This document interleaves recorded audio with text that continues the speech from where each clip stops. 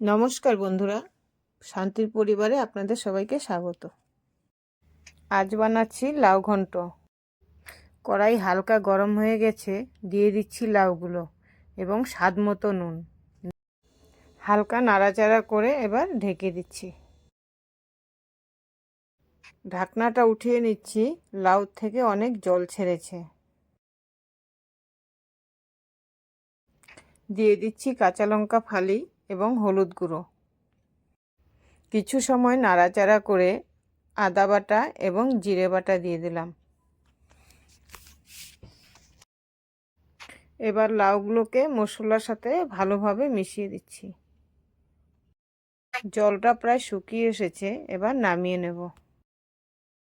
কড়াই গরম হয়ে গেছে, দিয়ে দিলাম সর্ষের তেল।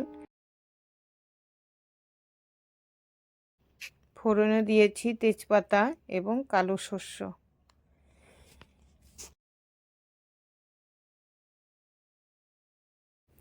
এবার নামিয়ে রাখা লাউগুলো দিয়ে দিচ্ছি।